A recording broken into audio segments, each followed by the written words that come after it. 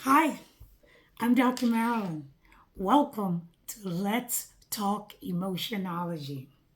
On this channel, we explore how emotion science shapes achievement, leadership, learning, and everyday human experience. Not as abstract theory, not as something in a book, but as lived experience. Our conversations are grounded in my latest book, Emotionology from Aristotle to AI, but it only serves as a foundation for our discussion. In this book, I explore where emotion science research is translated into real world understanding. Today, we're exploring a phrase that people say every day. Students lack motivation, or they might say, employees lack motivation, or they might say, athletes lose motivation. But emotion science suggests something different. Very often, motivation is just simply not the problem.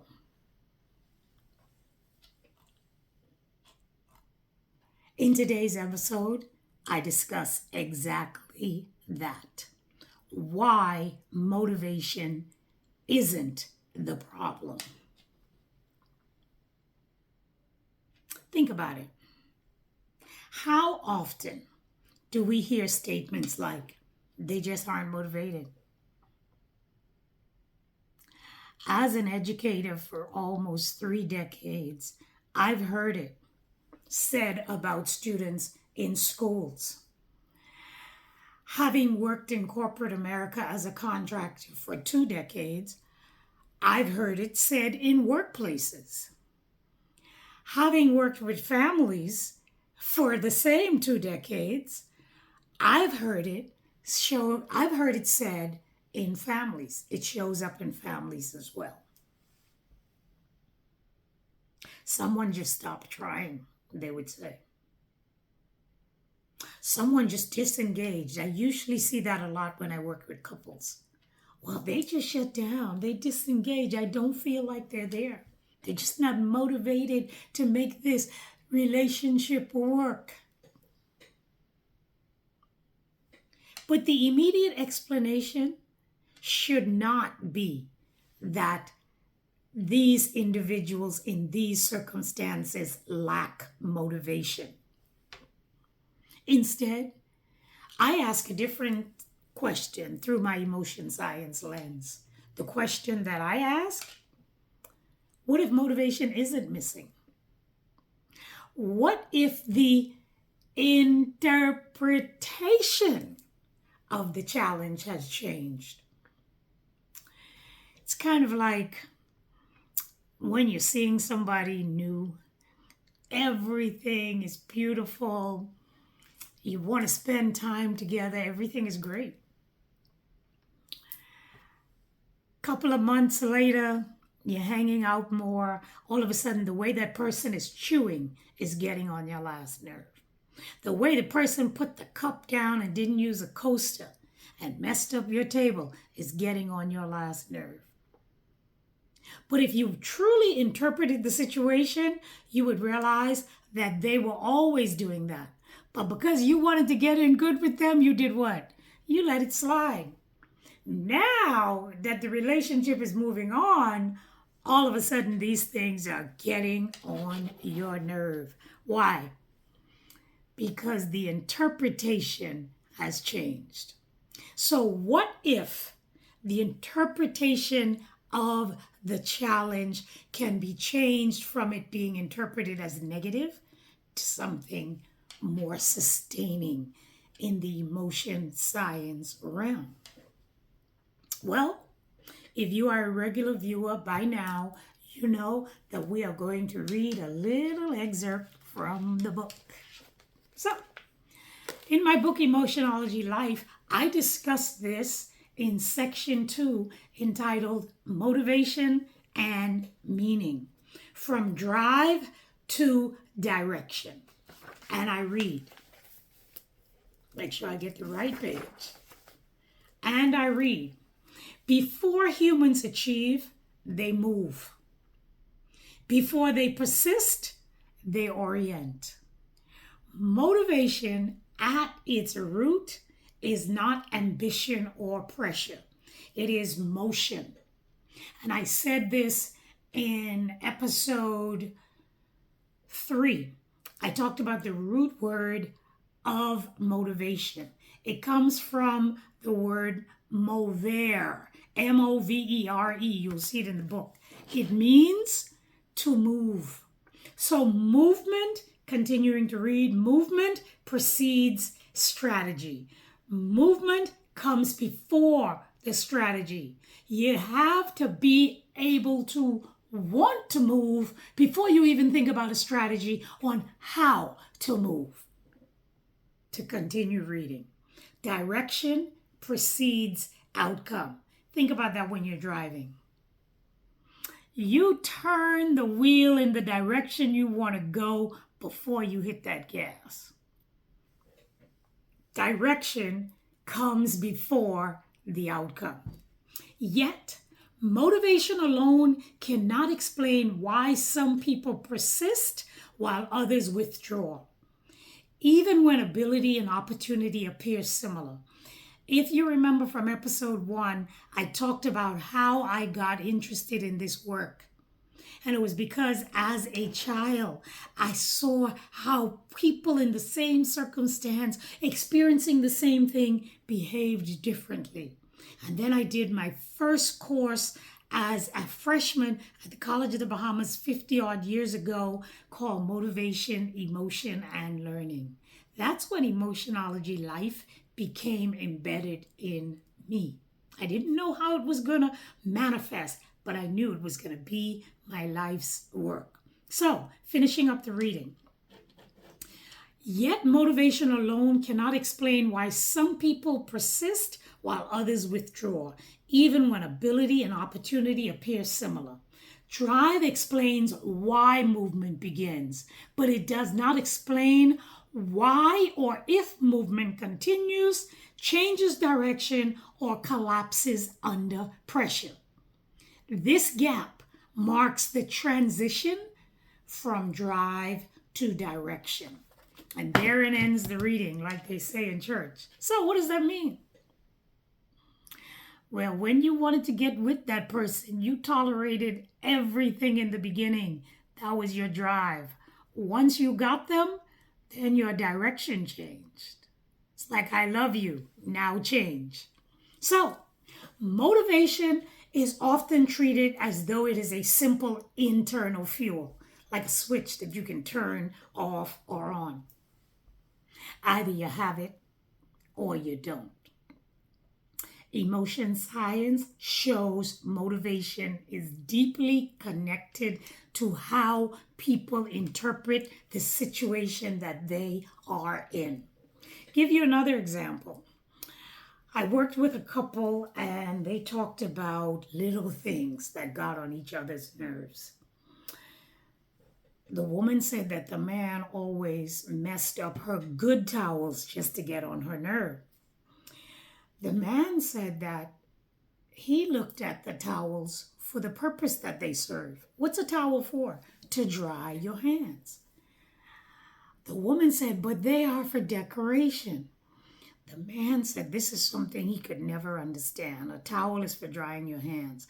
If the towels are for decoration, then don't put them right near the sink where he has to dry his hands. That's what I just said. Emotion science shows that motivation is deeply connected to how people interpret the situation that they find themselves in. Interpretation is the key, and interpretation is shaped by emotions. And each of us have a different fuel and protective emotion. And even if we have the same fuel and protective emotions, we have different secondary fuel and protective emotions that will influence the primary fuel and protective emotions. Interpretation then shapes emotions like hope, pride, anxiety, shame, boredom. For instance, if your dominant fuel emotion is hope and your mate's dominant fuel emotion is pride, that means that you are fulfilled from within. It looks like you're detached, like you're not even there, especially if your dominant protective emotion is boredom. You really look like you're not there. But in the beginning of the relationship, you're trying your hardest to squash that, to press that down so that you can let these people know that you're interested in them. Then when you have that hook and you reel them in, you're like, okay, yeah, we're here now. I don't have to worry about whether I use a coaster or not. I don't have to worry if I'm chewing loud because I am not focusing on my surroundings now that I have the person that I want in my surroundings. So you see how the interpretation will change based on the motivation and not the other way around. We don't get motivated because we've interpreted. We interpret based on what the original goal was. So, these signals that are generated from these emotions, they influence whether the effort feels possible, worthwhile, or risky. There is a saying, the 7-year itch. I think it might have been a movie too, back in the 50s or 60s. But the average lifespan of a marriage, 7 years. That's the average before people become divorced. As a nerdy biomedical scientist, I align this with a biomedical fact. It takes 7 years to completely replace every cell in the body, including brain cells. So, as we change, we are going to give off different signals during that 7-year itch. And for some of us, it comes 7 days, 7 weeks, 7 months, depending on how quickly we can catch the person that we desire, right? Right. And these signals are generated by emotions. They influence whether the effort feels possible, worthwhile, or risky. So in the beginning, everything is possible. Then as you go through, you're like, is this even worthwhile? I'm going to see. Then by 7 years, you go, I don't know if it's worthwhile. It feels risky. See what I'm saying? That's why therapists and marriage counselors always ask their clients to get an emotion science profile from us at Emotionology Life, because then they have emotion science data to help with these risky points in the relationship. So when someone disengages, the issue may not be the absence of motivation. It just may be the presence of protective emotions. What are the protective emotions? Emotions like anxiety, shame, boredom. When you feel that things in the relationship are not going well for you, you're going to rely on your protective emotions to literally shield you from what you're experiencing. So what's the lived experience? We are at the point in the show where we talk about expanding this beyond the book, beyond the theory, even though I've been giving you real life examples as I went along. So what's the lived expansion? Well, let's translate it even further into everyday life. Let's go back to the classroom. And I have actually seen this scenario that I'm going to present to you. Imagine 2 students sitting in the same classroom. They receive the same assignment. One student thinks, I can figure this out. The other thinks, oh my God, I'm going to fail.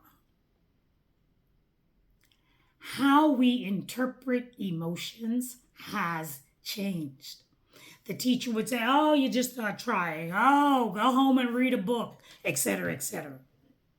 However, the first student is operating from fuel emotions like hope and pride. The second student might have the same fuel emotions, but they are operating from their protective emotions like shame and anxiety. Emotion science, therefore, brings to the lived expansion the ability for you to see and interpret what happens next.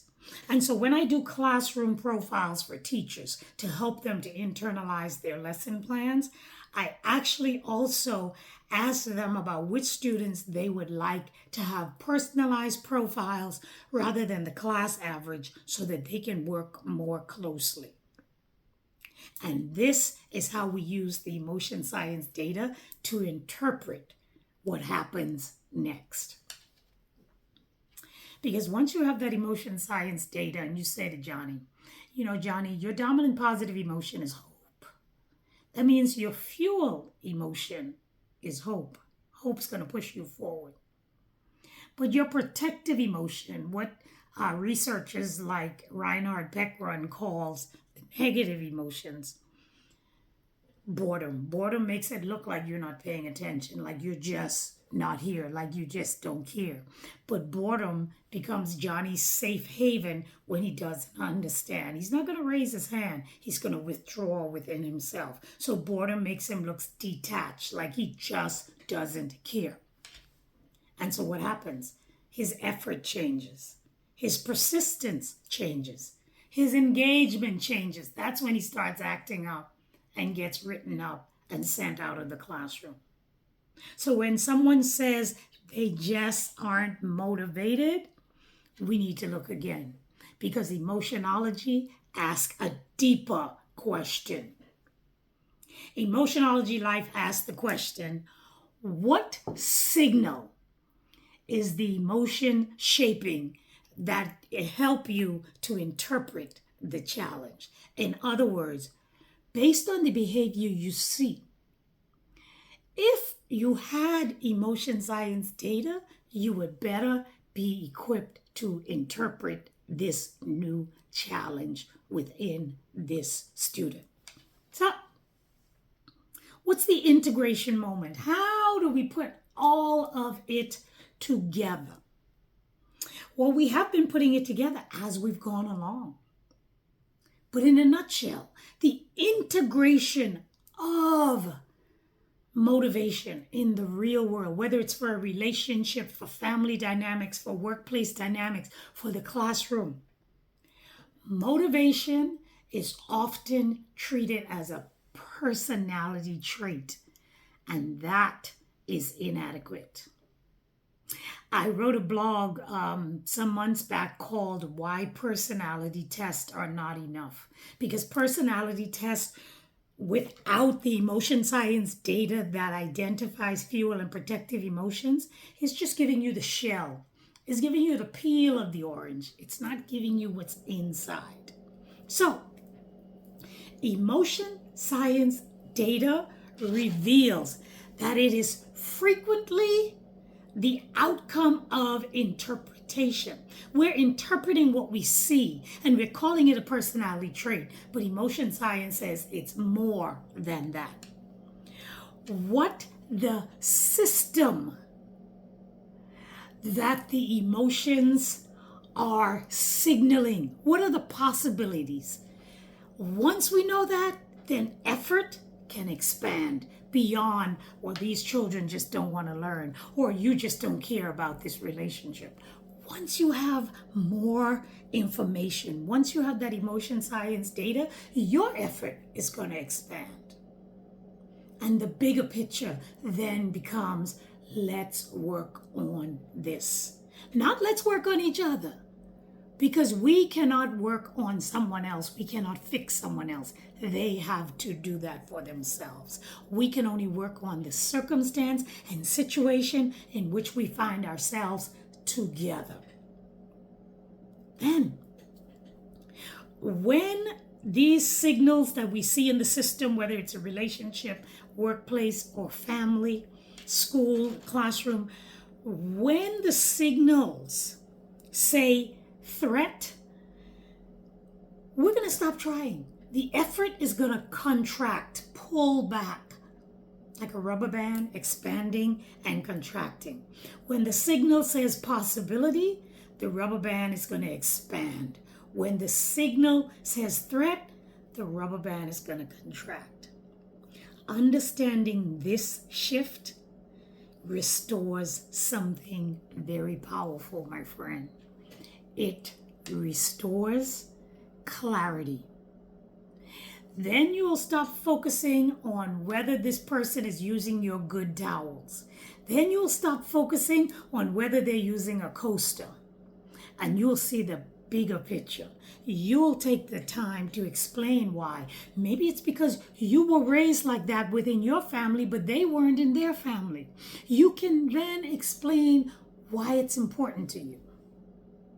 And because they care about you, they will adapt. You didn't change them, you changed the circumstances. And so, once we recognize how emotions influence interpretation, we gain the ability to do what? Respond differently. That's the key, my friend. Not by demanding motivation. We cannot demand that someone becomes motivated. But we can respond differently, and then we stop calling it a motivation problem. Because we then will be better equipped to understand the system that is shaping the experience. And with that, my friend, we then understand that fuel and protective emotions are what's inside of each of us, determining what signals we put out, whether we are going to expand or contract, whether we are going to give or whether we're going to retreat within a relationship. So, at this point, you're like, all right, what next? Well, it's simple. If this conversation resonated with you and you want to understand how your own patterns of emotion influence your own effort, persistence, or achievement, Emotionology Life offers tools for that. We offer the emotion science data profiles that I talked about.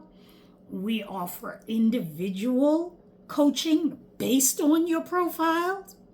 We limit it to 6 sessions. If you need me for more than 6 sessions, then I refer you to my therapy friends. Not because there's something wrong, but because they are more clinical.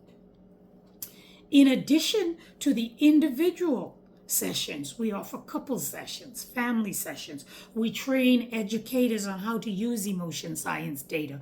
We are then commissioned by schools to do profiles for students.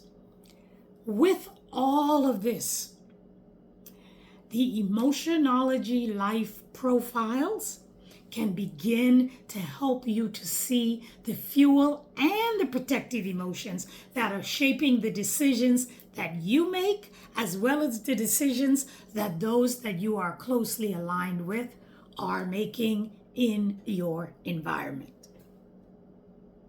So contact us today. And until then, my friend, be good to yourself.